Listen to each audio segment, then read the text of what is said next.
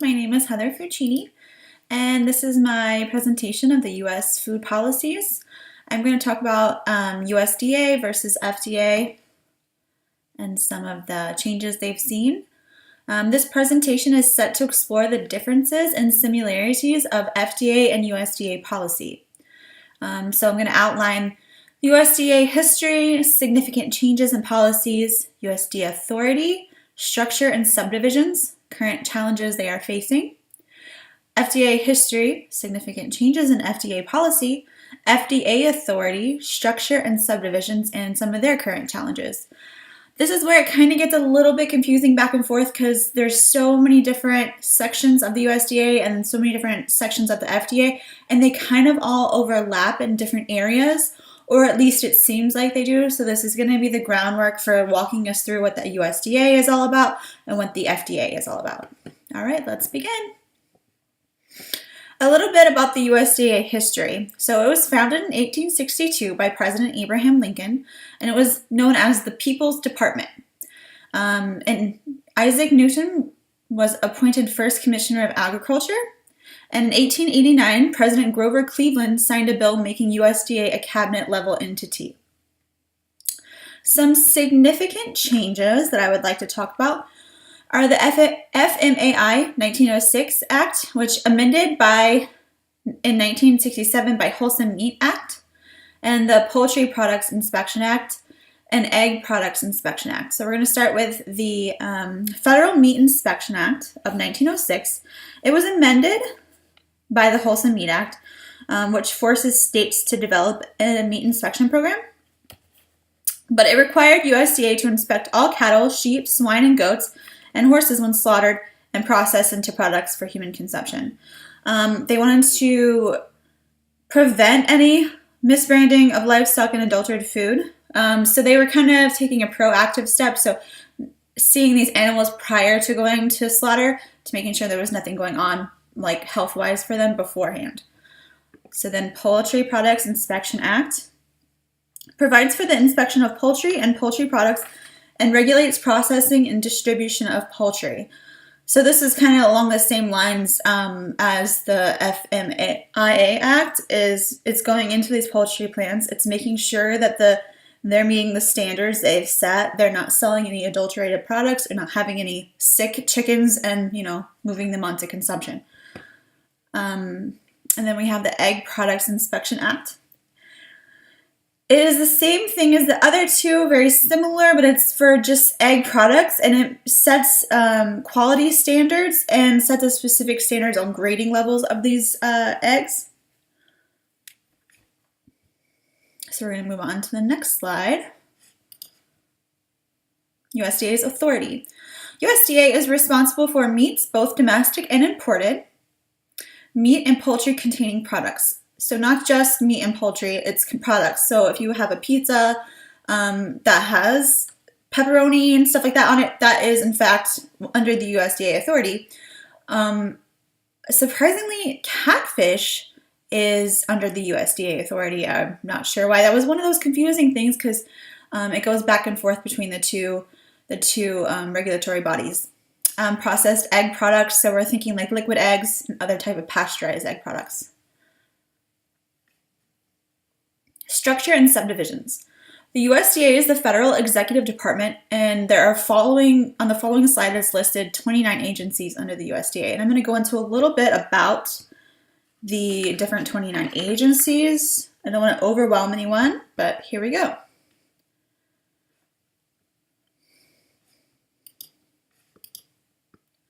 We have the Agriculture Marketing Service, which they want to ensure that there's fair trade practices and competitive marketplaces. That's what they're in service for. Agricultural Research Service, they're in charge of research. They're the main part of research for the agricultural department. Animal and Plant Health Inspection Service ensures health and care for animals and plants. Then we have Center for Nutrition Policy and Promotion. This is more kind of like they recommend dietary guidelines and stuff like that for consumers. Economic Research Service, Social Science and Research Agency. So they're looking more into the different social sciences and the different aspects like that, and that they're applying that to agriculture. The Farm Service Agency, this is the one that implements agricultural policies. Food and Nutrition Service, this is one that's near and dear to my heart. So this is the one that increases food security and reduces hunger.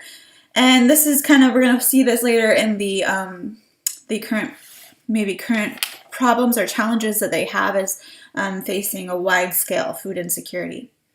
The next one is Food Safety and Inspection Service, ensures that meat, poultry, and egg products are safe, wholesome, and correctly packaged. Foreign Agriculture Service improves foreign market access for U.S. products. Forest Service, it ensures health and diversity and productivity of the nation's forests and grasslands. Grasslands are actually one of the most depleted resources we have because, they're not making any more land, and we're making more and more people, and we're kind of inhabiting those lands that once were a great resource for us to have grasslands. There's the Grain Inspectors, Packers, and Stockyard Administration. They are more like, they facilitate the marketing of the poultry, meat, cereals, oils, and stuff like that. And they also investigate and monitor industry trade practices.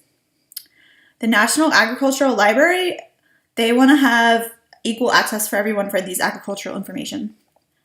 National Agricultural Statistics Service, they provide statistics for different agricultural needs. They're pretty much the one that does all the stats for that kind of area. National Institute of Food and Agriculture, they're the ones that invest in advancing research, so they're going to be the bigger players in making sure we have a future with ag. Natural Resources Conservation Service, they help conserve our natural resources, pretty much, so they're looking out for the watersheds and stuff like that.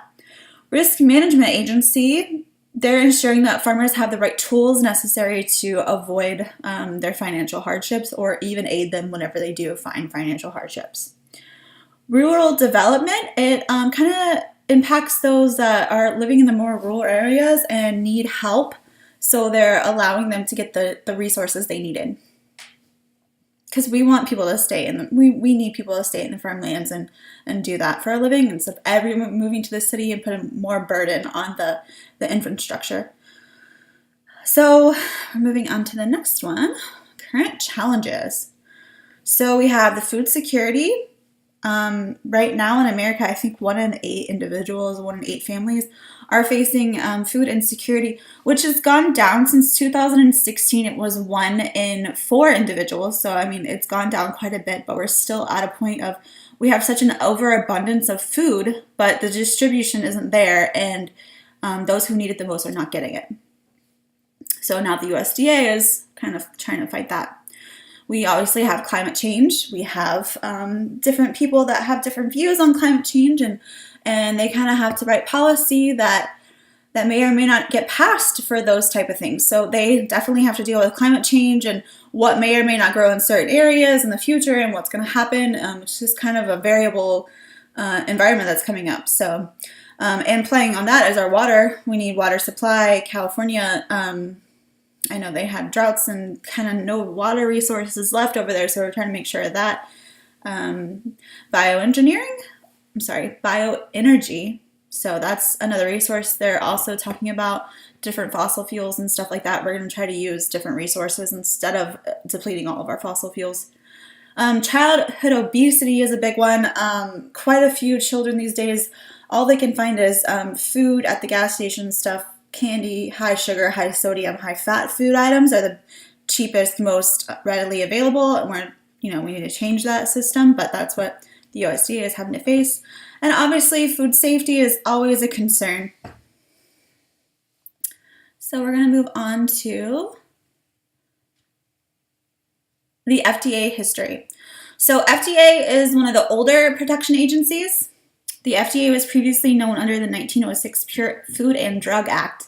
And this is where it was a little bit confusing for me and a little bit challenging in my research, was that the FDA was once under the USDA, but then later moved into its own cabinet under what is now the Department of Health and Human Services. So it's kind of, they were all one unit, and then there was so much responsibility for them that they had to break into another couple different departments. And it was known by a few different names before it came the FDA. So some significant changes for the FDA.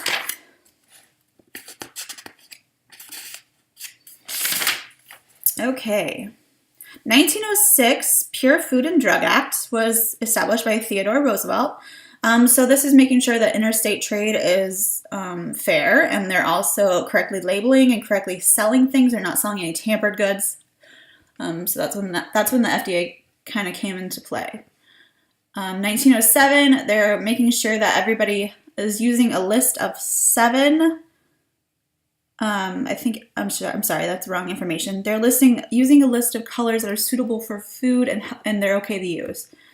In the 1913 Gould Amendment, this one's pretty interesting because it actually says that production processors have to label their packages with the weight, the measurements, and the amount of food in the products so the consumer knows what they're getting, because otherwise you could be buying a package and it has 3 items in them. Because I know everyone's seen those chips. You open the chips and half the bag is air. So that's why on the outside, if you read it, it says how many ounces of that product is in that bag. In 1930, Agricultural Appropriations Act is actually changed the name of the Pure Food and Drug Act to the FDA. In 1938, the Federal Food, Drug, and Cosmetic Act, they changed the FDA to establish drug safety prior to marketing because 107 people were killed and most of them were children, and that was due to a drug being sold that had not been proved safe. So now at this point we have to have safe drugs before it reaches the market. In 1939, first food standards were set. So this is making sure that, food does meet a certain standard before it hits the market. In 1962, consumers' rights were listed. So now consumers have a right to choose, a right to safety, and a right to information. In 1982, due to some cyanide put in Tylenol, and a bunch of people got ill, tamper-resistant packaging was made. So now, which is kind of mind-boggling to me that this was not the case prior to this, that no one had done this before that. But this is the first point where we now have to have tamper-resistant packaging. In 1990, the Nutrition Labeling Act, all nutrition labeling and health claims have to meet the standards of those set by the Department of Health and Human Services. In 2011, we have the Food Safety and Modernization Act. It provides the FDA with new enforcement authority, so they have more abilities to actually hold people accountable for what they've done. And in 2016, the nutrition facts label has been changed, which is something great because in my undergrad work with food science and human nutrition, we learned a lot about how some people just don't know what they're reading when they look at nutrition facts panel. So this new panel they've done, it kind of makes the serving sizes larger, bolder type. It kind of tends to go back towards scientific-based data instead of just having everything listed. It tells people what they need to know to be fully educated on what they're eating and what an actual serving size is. Because a lot of people, it's not realistic for you to say 4 servings in a bag of chips. You're going to sit down and you're going to eat that whole entire bag of chips. So that's where it kind of takes a more honest approach to our consumers. So the FDA authority, FDA is in charge of or has authority over food, not meat and meat-containing products. Remember, that was the USDA. It has authority over drugs, dietary supplements, cosmetics, seafood, and catfish is obviously for USDA for, I'm not sure the reason. I'll have to do more research into that one. Medical devices, shelled eggs, not egg-containing products because that's USDA, bottled water, and wild game. And this is a structure of the subdivisions of the FDA. There are so many different branches. I found this on the USDA website, and this was from the Office of the Commissioner. This is a great, helpful little chart to see how many different branches they are, and they all kind of go under the Office of Commissioner. So current challenges, Scott, and I'm not even going to try to pronounce his last name because I'm going to mess it up, but Scott is the FDA Commissioner, and he stated that his top priorities were to make complex drugs have more generic competition. So right now we have a problem with life-saving drugs are so high that some insurances will not cover them, and people have no affordable options, so they're left with no help. So we're trying to make it more competitive for generic competition. And this would make them more affordable to the consumers. And then we also have recently, I think it was back in May of last year, the Right to Try Act. It allows patients with life-threatening chronic diseases to try some medical treatments that have not yet been approved.